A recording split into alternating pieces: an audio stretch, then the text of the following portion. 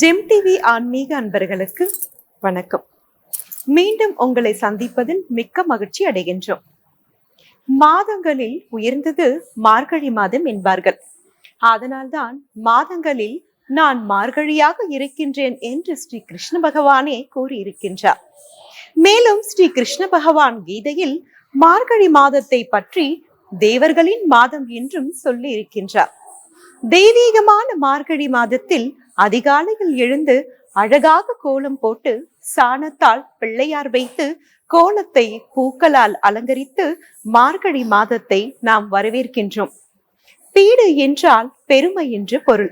ஆனால் நாளடைவில் இந்த பீடு என்ற வார்த்தை மருவி பீடை என்றானது.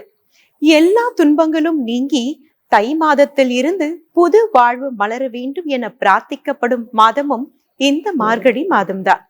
ஆண்டாலும் மார்கழி 30 நாட்களும் பாவை விரதம் இருந்துதானே பெருமாளை மணந்தாள். எனவே இப்படி சிறப்பு வாய்ந்த மாதமாக மார்கழியை பற்றி பரதத்தின் மூலமும் ஆன்மீக சொற்பொழிவு மூலமும் காண இருக்கின்றோம். வாருங்கள் நிகழ்ச்சிக்கு செல்வோம். ஜெம் டிவி நேயர்களுக்கு இனிய காலை வணக்கம்.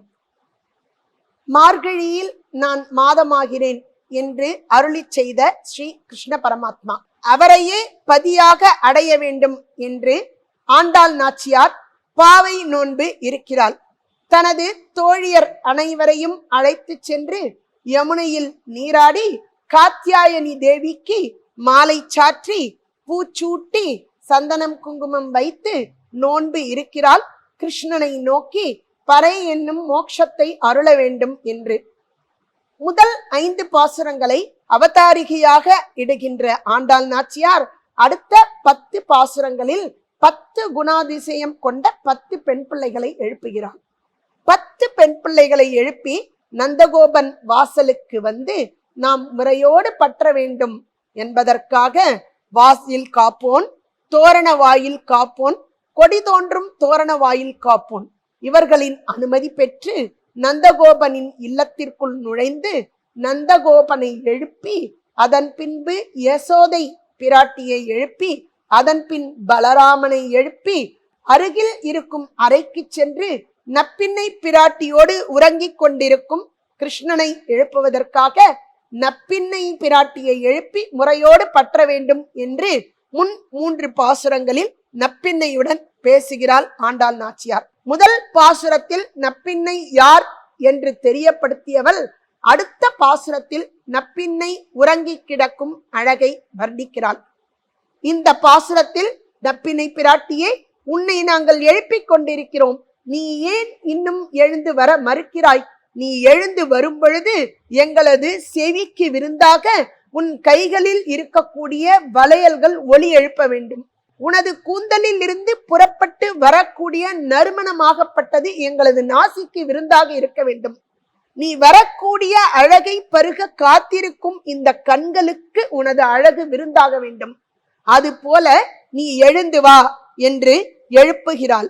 ஆக இந்த பாசுரத்தில் கண்ணன் நப்பின்னை பிராட்டி இருவரையும் சேர்ந்து எழுந்து வருமாறு அழைக்கிறாள். அந்த கிருஷ்ணன் யார் என்பதையும் இந்த பாசுரத்தில் மீண்டும் ஒரு முறை சொல்கிறாள் ஆண்டாள் நாச்சியார். 33 அமரர்க்கு முன் சென்று 33 அமரர்க்கு முன் சென்று கப்பம் தவிர்க்கும் கலியே துயிலெழாய் செப்பமுடையாய் திரளுடையாய் செற்றார்க்கு வெப்பம் கொடுக்கும் விமலா துயிலெழாய் செப்பென மென்முலை செவ்வாய் சிறு மருங்குல் நப்பின்னை நங்காய் திருவே துயிலெழாய் ஊக்கமும் தட்டொலியும் தந்துன்மனாலனை இப்போதே எம்மை நீராட்டேலோரெம்பாவாய். 33 அப்படின்னா அமரர்கள் 30 முக்கோடி தேவர்களுக்கும் ஒரு ஆபத்து என்றால் முன்னாடி சென்று உதவக்கூடியதான ஸ்ரீமன் நாராயணனின் அம்சமான ஸ்ரீ கிருஷ்ணனே எழுந்திரு, எங்களோட கோரிக்கைய நிறைவேற்று, நீ துயிலெழு அப்படின்னு சொல்லி எழுப்புறாளாம். செப்பமுடையாய் திரளுடையாய் செற்றார்க்கு வெப்பம் கொடுக்கும் விமலா. பக்தர்களை துன்புறுத்துறவா. எல்லாருக்குமே பக்தர்களை யாரொருத்தன் துன்புறுத்துகிறானோ அவன் வயிற்றினில் நெருப்பென்ற இருக்கக்கூடியதான விமலா எழுந்திராய் அப்படின்றாராம். அதாவது தேவகியையும் வசுதேவரையும் இம்சித்த கம்சன் வயிற்றுல நெருப்பா இருக்கான் அப்படின்னு சொல்லிட்டு சொல்றா. தன்னோட பக்தர்கள் எல்லோரையுமே துன்புறுத்த கூடாது யாருமே. அப்படி துன்புறுத்தினா பகவானுக்கு கோபம் வந்துவிடும் என்பதை சொல்கிறான். அதாவது கிருஷ்ணனும் நப்பினை பிராட்டியும் விளையாடி கொண்டிருக்கிறார்களா, கையில் பந்தை வைத்துக் கொண்டு. பந்தை ஒருவர் மாற்றி மாற்றி தூக்கி போட்டு விளையாடி கொண்டிருக்கிறார்கள். இதில் யார் பந்தை விடுகிறாளோ அவர்கள் தோற்றுவிற்றதாக அர்த்தம். இந்த இடத்தில் நப்பின்னை பிராட்டியும் கிருஷ்ணனும் விளையாடும் பொழுது நப்பின்னை பிராட்டியிடம் கிருஷ்ணன் தோற்றுவிட்டான். முன் பாசுரத்தில் முதல் பாசுரத்திலேயே நப்பின்னை பிராட்டியை எழுப்பக்கூடியதான முதல் பாசுரத்திலேயே கதவை திறந்து ஆண்டாள் நாச்சியாருக்கு காட்சி கொடுக்க வேண்டும் என்று கிருஷ்ணன் வருகிறார். ஆனால் நான் இருக்க நீ எப்படி என்னை விட்டு வெளியே போகலாம்? நீ மட்டும் முன்னாடி போய் அவர்களுக்கு சேவை கொடுத்து நல்ல பேர் வாங்கி கொள்ள பார்க்கிறாயா என்று கிருஷ்ணனின் கையை பிடித்து இழுத்து கட்டில் மேல் தள்ளுகிறாள் நப்பின்னை பிராட்டி. அடுத்த பாசுரத்தில் நப்பின்னை பிராட்டியை மீண்டும் ஆண்டாள் நாச்சியார் எழுப்ப உடனே நப்பின்னை பிராட்டி தான் போய் கதவை திறக்க எத்தனிக்க உடனே கிருஷ்ணன் என்னை போகக்கூடாது என்று சொல்லிவிட்டு நீ மட்டும் எவ்வாறு போகலாம் என்று பிடித்து இழுத்து கட்டிலின் மேல் தள்ளிவிடுகிறார்.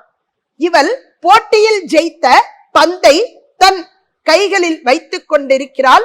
அந்த பந்தை விட்டு விடாமல் இப்பொழுது நப்பினை பிராட்டி மெத்தை மேல் விட அவளிடம் பந்து இருக்க அவள் மேல் இழுத்த வேகத்தில் கிருஷ்ணன் விழ இவ்வாறாக அவர்கள் அந்த படுக்கையில் கிடக்கிறார்கள்.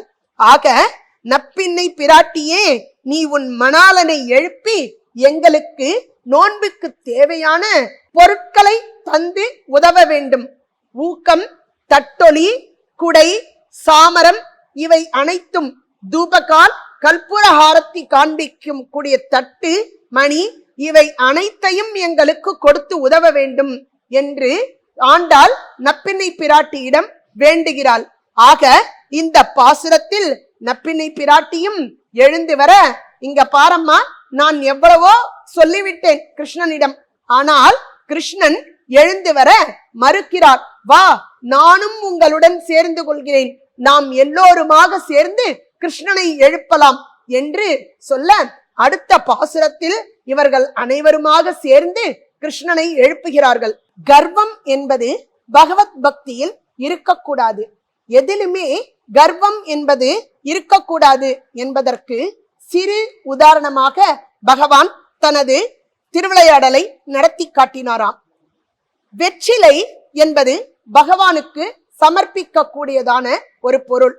அதுபோல் பகவானுக்கு அமுது செய்யக்கூடியதான பலகாரங்களில் கருவேப்பிலையை சேர்த்து அமுது செய்கின்றோம். வாழை இலையும் உபயோகப்படக்கூடிய பொருள்தான் எம்பெருமானுக்கு. அதுபோல் துளசி இலையும் எம்பெருமானுக்கு அணிவிக்கக்கூடிய ஒரு இலைதான். ஆக இது நாளும் பேசிக்கொண்டதாம், நான் தான் உசத்தி, நான் தான் உசத்தி என்று. வாழை இலை, நான் தான் ஒசந்தவன் உங்கள் எல்லோரை காட்டிலும். ஏன் தெரியுமா? எந்த ஒரு விசேஷமாக இருந்தாலும் நான் இல்லாமல் எதுவுமே நடக்காது. அதனால் நான் தான் ஒசத்தி என்று வாழை இலை சொல்லியதாம். அதை பார்த்து வெற்றிலை சிரித்ததாம். அட பைத்தியமே, நீ இல்லாம கூட இருந்துடலாம், ஆனா மெதம் மிஞ்சி உன்னை போட்டு சாப்பிட்றா பாத்தியா எல்லாரும் உணவு. அது சாப்பிட்ட பின்பு அந்த உணவு செரிப்பதற்காக என்னை அவர்கள் சாப்பிட்டால்தான் அவர்களுக்கு அந்த உணவு ஜெரிக்கும். அதனால் உன்னை விட நான் தான் உசந்தவன். அதனால் என்னைத்தான் எல்லோரும் விரும்புவார்கள் என்று வெற்றிலை சொல்லியதாம். வாழை இலையையும் வெற்றிலையையும் பார்த்து கருவேப்பிலை சிரித்ததாம். அட பைத்தியங்களா, என்னதான் உணவு ருசிக்கணும்னு சொன்னாலும் அந்த உணவை அதிகம் உண்டதால் வெற்றிலையை போட்டு கொண்டாலும் அந்த உணவுக்கு ருசி சேர்ப்பதற்காக எண்ணெய் சேர்த்தால்தானே அந்த உணவு ருசிக்கும். அதனால் தானே வாழை இலையில் போட்டு சாப்பிடுவார்கள். அதன் பின்புதான் அதன் ஜெரிப்பதற்கு உண்டான வெற்றிலையை யாவரும் போட்டுக்கொள்வார்கள். அதனால் உங்கள் இருவரை காட்டிலும் நான் தான் உசந்தவள் என்று கருவேப்பிலை சொல்லியதாம். இது அனைத்தையும் பார்த்து கொண்டு மௌனமாக இருந்தது ஒரு இலை. அது வேறு யாரும் அல்ல, துளசி இலைதான். நீங்கள் என்ன வேணுமானாலும் சொல்லிக் கொண்டு போங்கள், நான் பகவன் நாமாவிலேயே மூழ்கி கிடக்கின்றேன். பகவானே தீர்மானிக்கட்டும் எந்த இலை உசந்தது என்று அப்படின்னு மனசுக்குள்ள நினைச்சுண்டு இந்த துளசியாகப்பட்டது பகவன் நாமாவை சொல்லிக் கொண்டே இருந்ததாம். அதான் பகவான் துளசியை ஏற்றுக்கொண்டார். துளசியை அணிந்து கொண்ட பகவான் மீதி எல்லா இலைகளை காட்டிலும் துளசி இலையே உசந்தது என்று. ஆக அப்படிப்பட்ட துளசியை அணிந்து கொண்டிருக்கக்கூடிய கிருஷ்ண பரமாத்மாவே எங்களுக்கு மோட்சம் எனும் பறையை கொடுக்க கூடாதா? இப்படி நப்பிண்ணை பிராட்டியோடு உறங்கிக் கொண்டிருக்கிறாயே, எழுந்து வா, நீயும் நப்பிண்ணையுமாக எழுந்து வந்து எங்களுக்கு அனுகிரகம் செய்து எங்களுக்கு மோட்சம் எனும் பறையை பெறுவதற்காக நாங்கள் இருக்கக்கூடியதான இந்த நோன்பு சிறப்புற நிறைவேறுவதற்கு எங்களுக்கு ஊக்கமும் தட்டொலியும் கொடுத்து இந்த நாங்கள் நோன்பு நூற்கும் காலத்தில் எங்களுக்கு இருக்கக்கூடியதான அந்த விதானம், குடை, சாமரம், தூபகால் இது அனைத்தையும் எங்களுக்கு கொடுத்து எங்கள் மோட்சம் எனும் ஆசையை நிறைவேற்றுவாக என்று ஆண்டாள் நாச்சியார் வேண்டிக் கொள்கிறாராம். கிருஷ்ணன் எழுந்து வந்தாரா? ஆண்டாள் கேட்டருளிய அந்த மோட்சத்தை கொடுத்தாரா என்பதை வரும் பாசுரங்களில் பார்ப்போம். நன்றி, வணக்கம்.